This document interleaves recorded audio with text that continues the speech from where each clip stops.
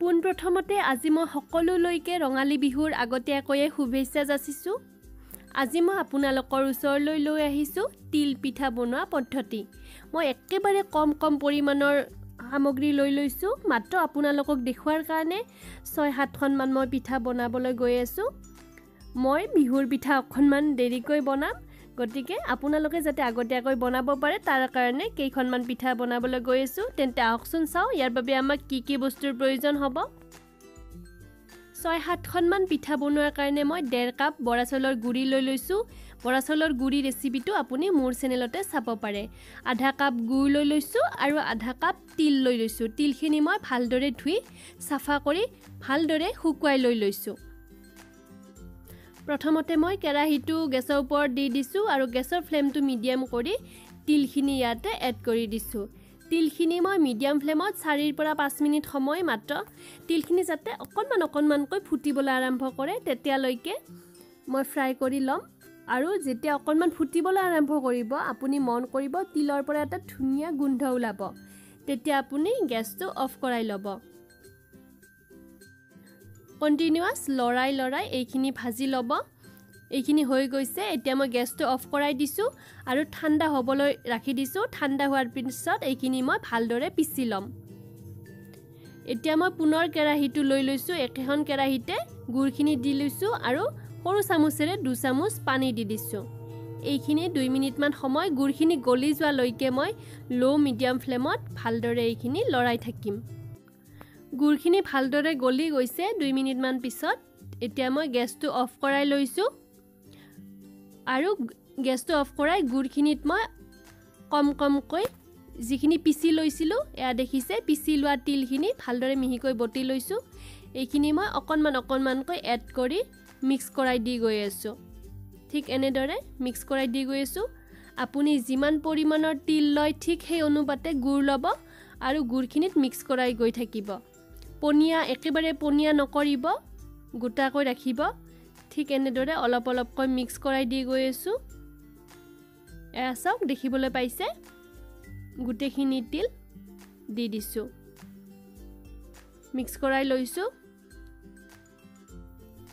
হৈ গৈছে ঠিক এনেকুৱা ধৰণৰ। পুনৰ মই গেছৰ ওপৰত তাৱাখন গৰম হ'বৰ কাৰণে দি দিছোঁ মিডিয়াম ফ্লেমত আৰু গৰম হোৱাৰ পিছত গেছৰ ফ্লেমটো একেবাৰে ল' কৰি ইয়াৰে মাজত গুড়াখিনি দি দিছোঁ, বৰা চাউলৰ গুড়িখিনি, আৰু ভালদৰে বহলাই গোল আকৃতিত দি দিছোঁ। হাতেৰে দি দিছোঁ, আপুনি ডাঙৰ চামুচেৰেও ইয়াত দি দিব পাৰে। আৰু মাজত এনেদৰে চামুচেৰে মই অকণমান প্ৰেছ কৰি লৈছোঁ আৰু মাজত তিলৰ মিশ্ৰণখিনিৰ আধা চামুচতকৈ অকণমান বেছি ইয়াতে হাতেৰে আপুনি চামুচেৰেও দিব পাৰে, মই দি দিছোঁ। ঠিক এনেকুৱা হ'ব লাগিব, গোটা পনীয়া নকৰিব। আৰু ৩ ছেকেণ্ডমান পিছত মই এইখিনি ভালদৰে ঘূৰাই দিম। মই যেনেদৰে কৰিছোঁ ঠিক তেনেদৰে কৰিব। প্ৰথমতে উঠাই লৈছোঁ চামুচেৰে, উঠাই মই এনেদৰে ঘূৰাই দিছোঁ। হৈ গ'ল। আৰু টাৱাখনৰ ছাইডত আপুনি পিঠাখন বনোৱা হোৱাৰ লগে ৰাখি দিব। পিঠাখন আমি লগে তাৰ পৰা উঠাই নানো। দুটা ছাইড যেতিয়া ভালদৰে ক্ৰিস্পি হ'ব, মৰমৰীয়া হ'ব, তেতিয়াহে আমি পিঠাখন তাৰ পৰা উঠাই আনিম। মাজৰখিনি মই পিঠাগুড়িখিনি ভালদৰে কটন কাপোৰেৰে চাফা কৰি লৈ লৈছোঁ আৰু ইয়াৰে পিছত আকৌ চাউলৰ পিঠাগুড়ি অকণমান বৰা চাউলৰ দি দিছোঁ। হাতেৰে বহলাই লৈ লৈছোঁ। তাৰপিছত চামুচেৰে অকণমান প্ৰেছ কৰি দিছোঁ। আপুনি হাতেৰেও দিব পাৰে। আৰু আগৰ প্ৰচেছ মতে ঠিক তেনেদৰে মই মাজত আধা চামুচতকৈ বেছি, আপুনি এইটো নিজৰ হিচাপতো দিব পাৰে, এচামুচ কৰিও দিব পাৰে বা তাতকৈ বেছিও দিব পাৰে, মিশ্ৰণখিনি দি দিছোঁ তিল আৰু গুড়ৰ। কেইছেকেণ্ডমান পিছত ৩ ছেকেণ্ডমান পিছত মই ভালদৰে চামুচেৰে সাৱধানে ইয়াক ওলোটাই ঘূৰাই দিম। এনেদৰে আপুনি এইটো প্ৰচেছতো বনাব পাৰে, কাচি জোন টাইপৰ কৰি। মই এনেদৰে বনাই দেখাই দিছোঁ। হৈ গৈছে। আকৌ আপুনি ছাইডত ৰাখি দিব। পিঠা কেইখন আগতে বনোৱা কেইখন মই উলট পালট কৰি দি দিছোঁ যাতে আনটো ছাইডো ভালদৰে মৰমৰীয়া হৈ উঠে।